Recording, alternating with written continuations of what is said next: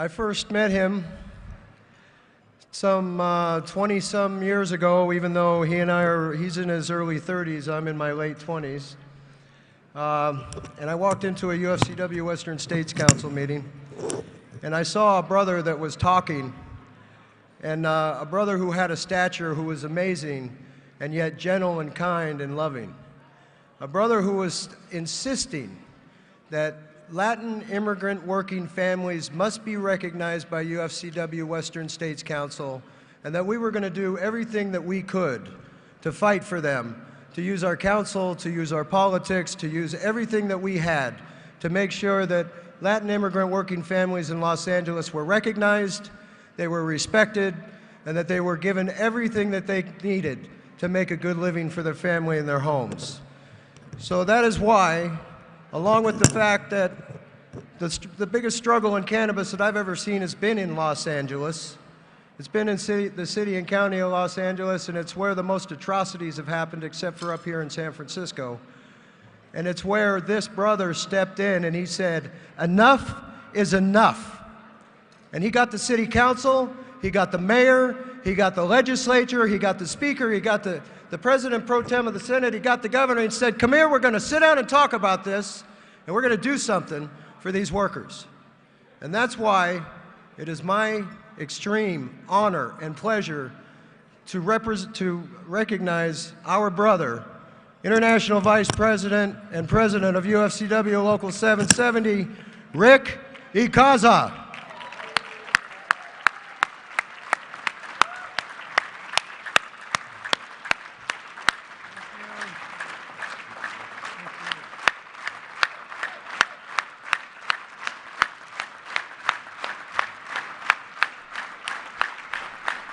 Thank you so much. The only thing is, Dan, you've promoted me to president of the International, and I'm glad Joe Hansen left the room because I'm vice president. Thank you very much. It's really an extreme honor, without any question, from the very prestigious work that the Instituto does to get this award, and I really appreciate it. And I want to congratulate Pat O'Neill for being the president for the Labor Leader of the Year and all the other honorees. My father, who was a reporter in Mexico, a newspaper reporter, was deported for being critical of the government. As a result of that, he immigrated to the United States at a time when it was easy to become a citizen. There was a pathway to citizenship. That's not true for the 12 million immigrants that are aspiring to be citizens. They did not have the opportunity my father had. I'm here tonight because of that very opportunity, and I'm really proud of the fact that I'm here.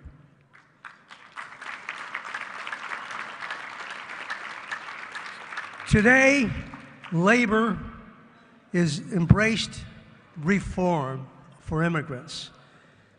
That was not true in the 80s and 90s. There's been a revolution, and it's great because they understand the plight of the immigrants. They're the ones that are coming into the working forces. I want to do something a little bit different today.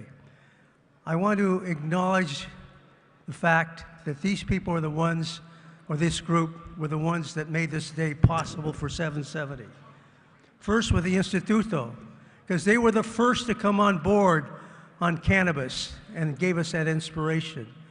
And with ethnic markets, Mi Pueblo, they were also there for us with ethnic markets.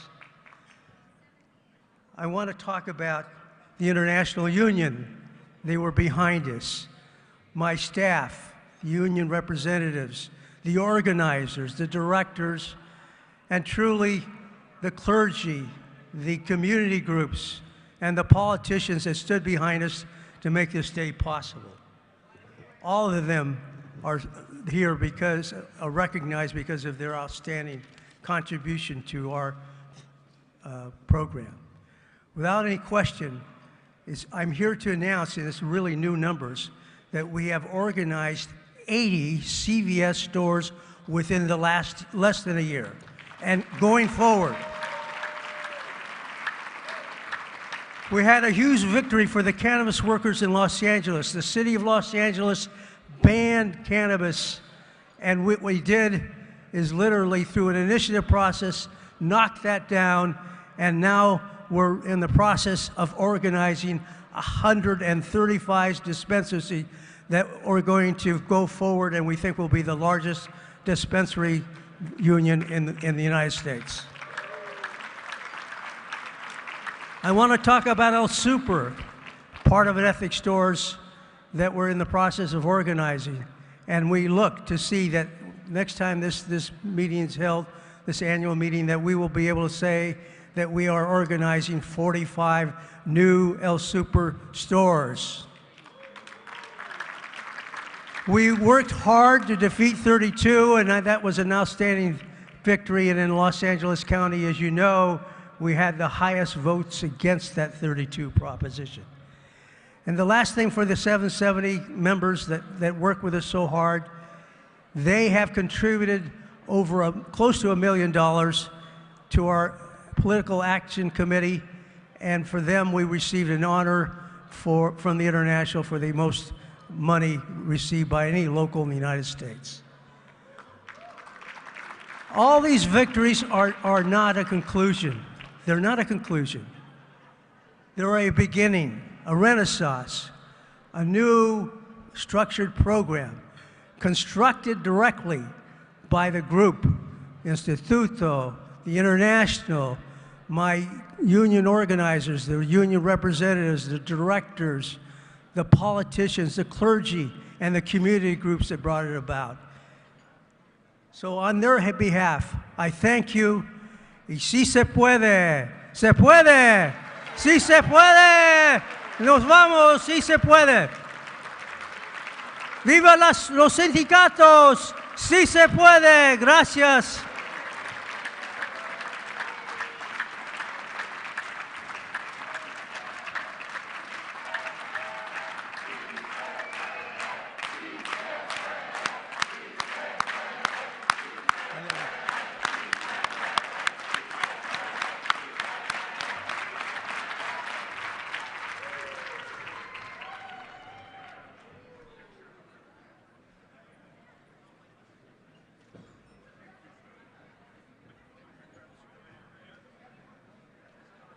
I just want to make a couple of observations that I don't want anybody to leave without knowing. Mr. Icaza has been extremely influential, not only in UFCW 770, but also with the International. But I'll tell you how he has affected the whole state and probably the whole nation.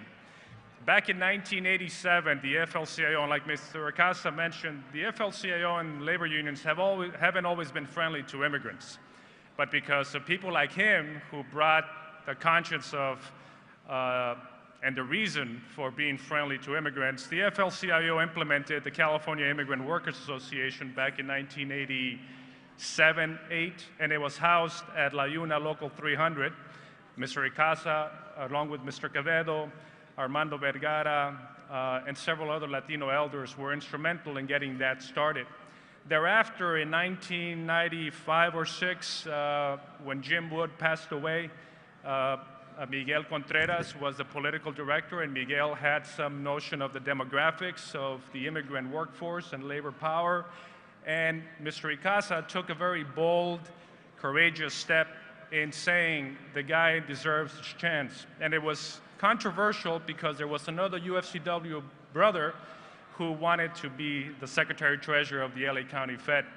But Mr. Icaza, along with the other Latino elders, appealed to reason, and they gave Miguel Contreras a chance. Miguel Contreras was able to forge the alliance between the immigrant community and labor that gave the Democrats the majority in Sacramento a couple of years later.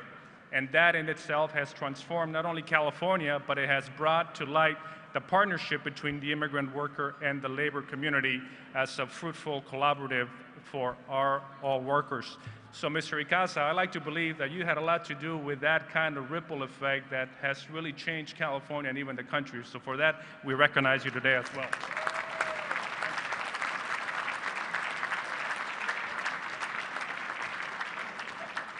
Let's hear it again for President, International Vice President Rick Icaza.